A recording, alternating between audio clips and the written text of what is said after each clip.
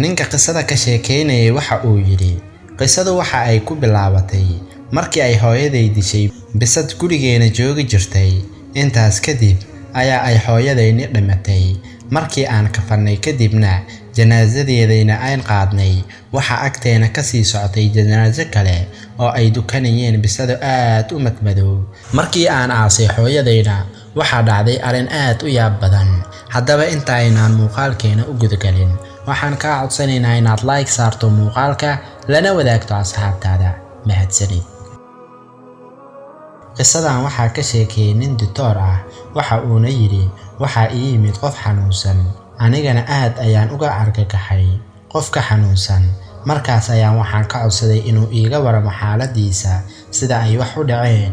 waxa uu hadalkiisii ku bilaabay sida tan: aniga iyo xaaskaygu waxaan la degnayn hooyaday. sababaha aan u guursadayna waxay ahayd hooyaday waxay ahayd qof da' ah, waxaan u baahnaa qof ila caawiya xanaanaynteeda. laakiin hooyaday waxay ahayd qof qaylo badan oo adag. xaaskaygana arrinkaa waa ay u dulqaadan weyday. hooyadayna waxay caayi jirtay xaaskayga, waa ayna ku qaylin jirtay. laakiin naagtayda waa ay sabri jirtay, waxa ayna u adeegi jirtay hooyaday. laakiin hooyaday dhibkeedii xitaa waxaa gaaray dariskeena, waa ay ka soo dacwoon jireen. maalin maalmaha ka mid ah ayaa waxaa ii yimid xaaskayga. waxa ayna igu tiri aniga waa aan ku jeclahay, laakiin uma dulqaadan karo in la ii ihaanaysto.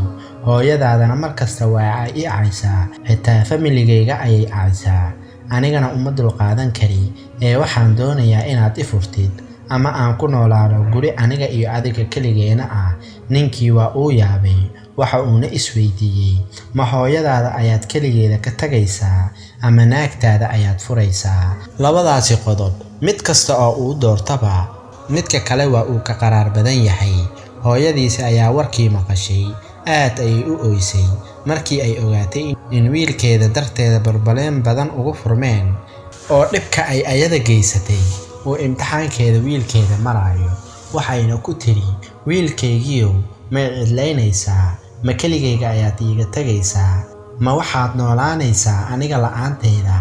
waxaad doonto samee wiilkaygiiyow, anigu waxaan doonayaa keliga adiga caawinaadaada. markaas ayaa wiilkii ku yidhi, wallaahi hooyo weligay kaa tagi maayo ilaa maalinta ugu dambaysay cimrigaaga. markaas ayuu ninkii waxa uu aaday xaaskiisii. waxa uuna yidhi, waxa aad rabto sameey, aniga hooyaday weligay ka tagi maayo. naagtii waa ay xanaaqday, waxayna aaday guriga waalidiinteed. markii ay gurigoodii tagtay waxay ogaatay inay uur leedahay. markaas ayaa qaraabadeeda waxay ku yidhaahdeen, furiinku ma fiicna, canugan alooshaada ku jirana ee dhalan doona ha ku ridin hooyo iyo aabbo la'aan. arrintiinana anagaa dhexgeli doona. markaas kadib ninkii waxa uu u tagay hooyadiis. waxa uuna ku yidhi, xaaskayga waa ay ku jeceshahay oo way ku daryeeshaa, weligeedana afkeeda kuma uusan soo gaadhin, ee adiga maxaad u dhibtaa hooyo? hooyadii ayaa ku tiri, maanta kadib afkayga ma gaari doono, waa xaaska wiilkayga. xaaskii waa ay soo laabatay. intaas kadibna waa ay dhashay, waxayna dhashay gabar. hooyadiina waa qof afkeedii waxbartay ee hawsheedii ayay bilowday. caydeedii iyo qayladeedii xaddhaafka ahayd waxayna laba jibaartay afxumadeedii. waxay bilowday in gabadhii wiilkeedii dhalay ay maalin kasta ay garaacdo. markii ay gabadhii weynaatay waxay aad uga baqan jirtay ayeeyadeed, sababtoo ah markasta waa ay caan jirtay oo wayna garaaci jirtay sabab la'aan. xaaskiisana waxay ku ducaysan jirtay dhimashadeeda si ay uga raaxaystaan.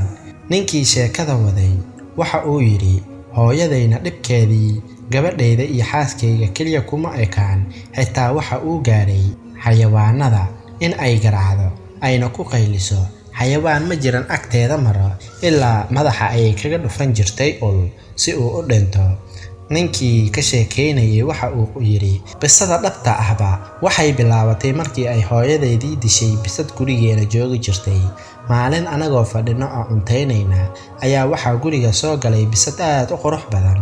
hooyadayna usheedii ayay la booday oo madaxa ayay kaga dhufatay dhufasho aad u weyn.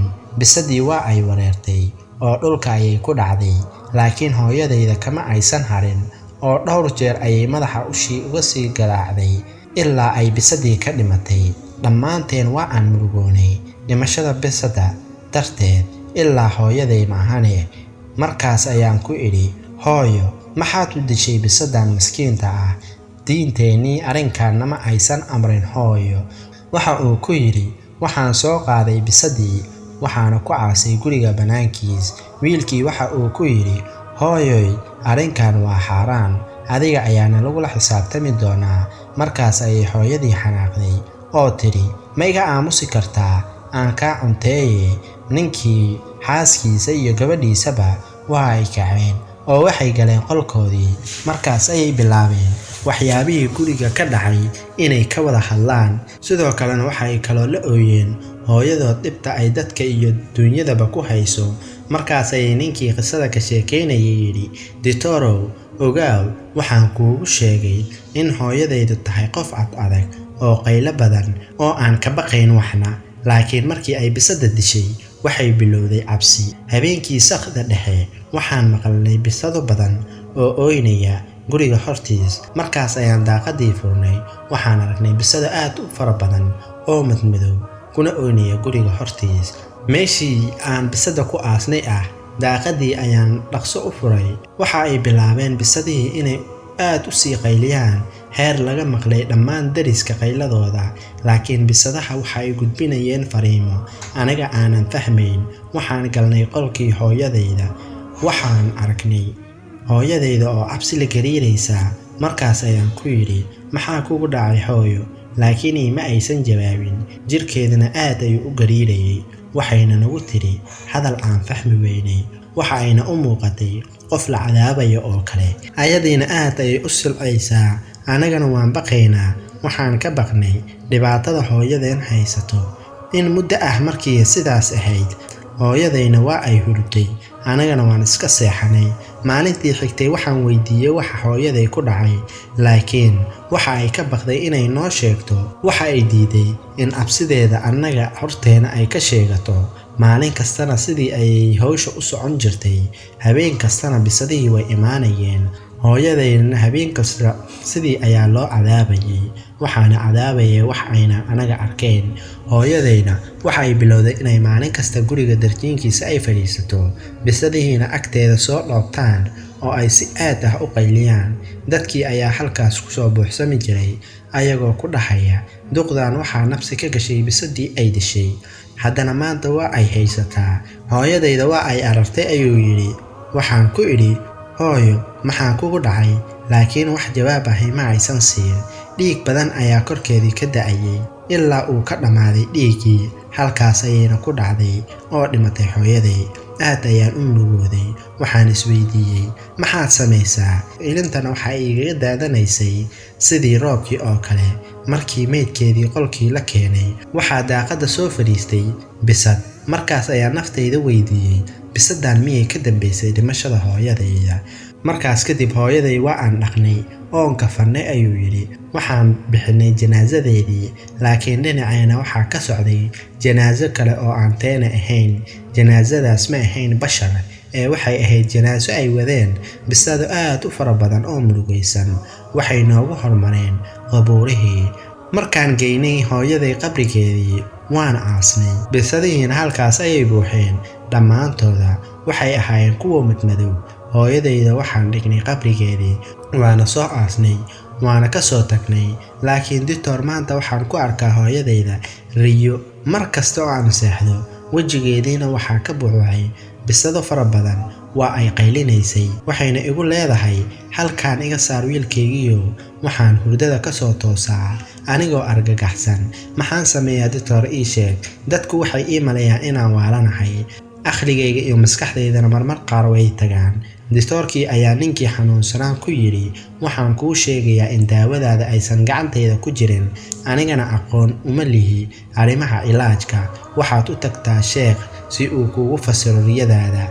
Adiga jir ahaan wax kuuma hayo. Waxa uu qaatay ninkii xanuunsanaa taladii dhakhtarka. Waxa uuna u tagay sheekh ku takhasusay riyooyinka. Waxa uuna uga sheekeeyay qisadiisa oo dhammaystiran. Waxaana lagu yidhi, bisada hooyadaada dishay ma ahan bisad caadi ah, waxay ahayd jin. Dhammaan bisadihii aad arkaysayna waxay ahaayeen jin qaraabadeeda ah. Hooyadaada dhimashadeedana ayaga ayay ka dambeeyaan. Marka ay kuu imaanayso riyada hooyada wejigeedii bisada ka buuxaana, waxaana laga yaabaa inay dhib ugu geysanayaan qabriga gudihiisa. Waxaad tagtaa qabrigeeda, waxaadna soo fiirisaa hooyadaada meydkeeda. Ninkii qabriga hooyadiis ayuu tagay, waana uu qoday. Intaas kadibna waxa uu arkay bisadii ay dishay hooyadeed oo qabriga kula aasan. Qabrigii ayuu bisadii ka soo bixiyay, meel kale ayuuna ku aasay. Maalintaas kadibna riyada uguma aysan imaan. Waxaan qisadan ka faa'iideynaa in loo naxariisto wixii dunidan jooga si uu Alle noogu naxariisto. Dadka isku naxariistana Alla ayaa u naxariista. Intaas ayaan muuqaalkeena maanta kusoo gabagabayn doonaa. Inta muuqaalkiisa xiga ku kulmi doonana la wadaag asxaabtaada muuqaalkan. Mahadsanid.